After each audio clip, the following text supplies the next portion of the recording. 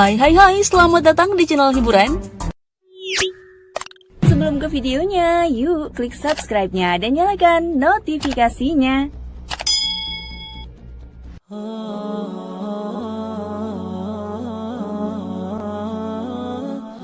Memperoleh ketenangan dan kedamaian, itulah yang dirasakan oleh Herman Halim yang merupakan seorang dirut Bank Maspion yang menyandang status mualaf semenjak 2004 tahun lalu.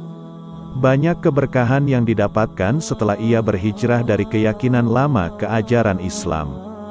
Beliau yang lahir di Surabaya pada tahun 1953 ini menyatakan bahwa peralihan menjadi seorang Muslim bukan tanpa sebab.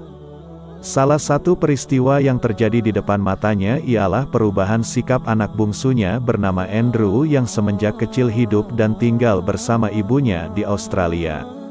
Herman Halim dan keluarganya memang berjauhan sejak lama, namun komunikasi tetap intens mereka lakukan meskipun hanya sebatas ngobrol via telepon. Mereka ketemu hanya 2-3 kali saja dalam setahun, itu pun kalau Pak Herman Halim bertandang ke Australia. Pak Herman Halim mengaku bahwa meski berjauhan dan jarang bertemu, hubungan mereka tak ubahnya seperti teman main bola yang baru saja memenangkan pertandingan. Hubungan mereka selalu seru dan tak ada yang ditutup-tutupi. Dari obrolan hangat antara ayah dan anak, Herman Halim mengetahui betul kondisi anaknya yang berada di negeri kanguru tersebut tidak baik. Andrew yang beranjak dewasa mulai sering bercerita dan melakukan hal buruk seperti tawuran dan mabuk-mabukan. Saya merasa khawatir dengan sikap anak saya yang umurnya masih kurang dari 15 tahun namun sudah super nakal seperti itu. Tapi saya juga bingung karena tidak punya pegangan sama sekali. Terlebih anak saya yang satu ini bukan tipe orang yang mudah dibilangin jangan terus tidak melakukan. Dia harus memperoleh jawaban yang pasti dan mendapati argumen yang kuat untuk bisa diyakinkan, ungkap Herman Halim. Karena tingkah anaknya yang super nakal tersebut, Herman sempat pesimistis dengan masa depan sang buah hati. Dari beberapa kali obrolan lewat telepon, Andrew menyatakan bahwa sudah tidak berminat lagi melanjutkan pendidikannya. Andrew tak ingin masuk sekolah SMA apalagi kuliah. Tujuan hidupnya juga nggak jelas. Beruntung walaupun memiliki watak sikap keras kepala, Andrew dan kakaknya tipe orang yang supel dan mudah bergaul dengan teman-temannya. Mereka tak mau hanya berkutat dengan teman-teman sesama orang Indonesia di Australia. Karena mudah bergaul inilah, Andrew mendapatkan banyak teman. Mulai dari anak asli Australia sampai rekan-rekan perantau dari Hong Kong, Singapura, Malaysia, Eropa bahkan dari negara-negara Timur Tengah seperti Irak, Iran, Lebanon dan beberapa negara Islam lainnya. Herman Halim menuturkan bahwa semenjak bergaul dengan banyak teman ini, Andrew sering diajak beribadah teman-temannya secara bergantian. Kadang ke gereja, di hari yang lain ke tempat pemujaan agama lain seperti Hindu dan Buddha. Sampai pada tahun 2000, Andrew menelepon sang ayah dan menyatakan keinginannya untuk memeluk agama Islam. Saat itu saya terkejut saat anak saya bilang, "Pa, aku mau memeluk Islam." Karena wataknya yang harus yakin betul untuk bisa berbuat sesuatu, saya tidak banyak bertanya soal niatnya itu. Saya hanya nanya, "Apa kamu yakin mau jadi Muslim?" Dia jawab, "Yakin," ujarnya.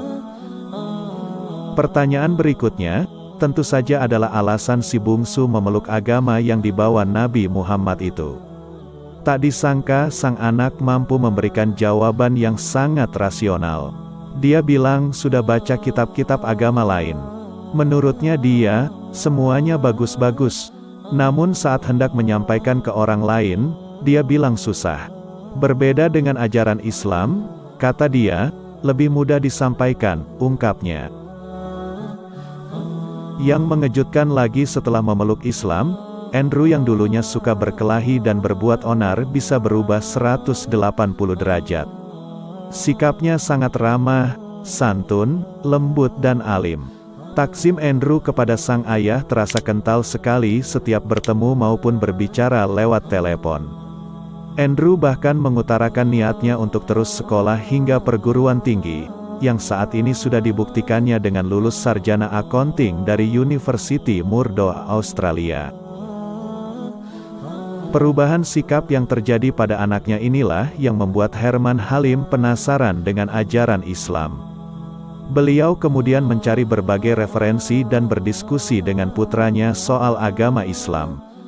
Tadinya, bertahun-tahun keyakinan saya tak jelas. Kadang jadi pemeluk agama Buddha, kadang Nasrani, kadang juga Hindu. Kemudian saya belajar soal Islam dan menemukan kesejukan di sana, ujarnya. Pada tahun 2004, Herman Halim resmi menjadi seorang Muslim. Saat itu keluarga dan kerabatnya merasa heran dan kaget. Dalam ingatannya, pada tahun-tahun pertama menjadi seorang mualaf, berkali-kali ia mendapat kecaman dan kritik dari teman-temannya yang non-Muslim. Ia juga berulang kali ditarik untuk kembali ke ajaran yang sebelumnya ia peluk. Apalagi kala itu kondisi umat Islam sedang berada di titik mazir, yaitu benar-benar terpojok oleh situasi keamanan global dari maraknya terorisme seperti peristiwa tanggal 11 September di New York dan ledakan bom di Bali. Karena itu, banyak sahabat yang khawatir dengan keislaman saya. Ada yang khawatir saya dicekal kalau hendak pergi ke Amerika atau dari sini sudah tidak diberi paspor sehingga tak bisa berpergian ke luar negeri. Sementara pekerjaan saya membutuhkan itu, ucap Herman Halim bercerita. Beliau tetap yakin memeluk Islam. Sebab dari beberapa pengalaman, ada keajaiban setelah dia jadi Muslim.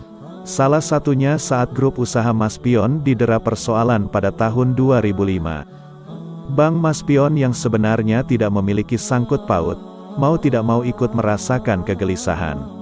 Waktu itu dengan penuh keyakinan kalau memang kami tidak bermasalah, pasti akan datang pertolongan Allah dan kondisi akan kembali normal.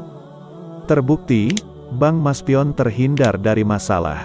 Herannya, waktu itu kita bisa mendapat dukungan dari semua pihak dan anehnya lagi saya kok ia bisa menyatukan pandangan karyawan yang kala itu juga panik, ungkapnya lagi. Tak hanya berhenti di situ saja. Setelah memeluk Islam, Herman menemukan berkah yang luar biasa. Ini dirasakannya 2 tahun pasca memeluk agama Islam, yaitu dipertemukan dengan wanita cantik yang kemudian dipersuntingnya pada tahun 2006. Karena sudah merasa nggak enak menjadi duda, saat bertemu dengan wanita yang cocok, saya langsung meminangnya. Wanita ini 24 tahun lebih muda dari saya, tapi sangat sabar dan baik hati kepada saya.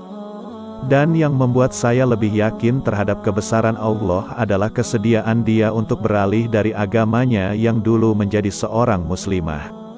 Saya benar-benar memperoleh kebahagiaan atas izin Allah, ungkap Herman Halim yang saat ini juga menjabat sebagai Wakil Ketua Yayasan Masjid Cheng Ho Surabaya.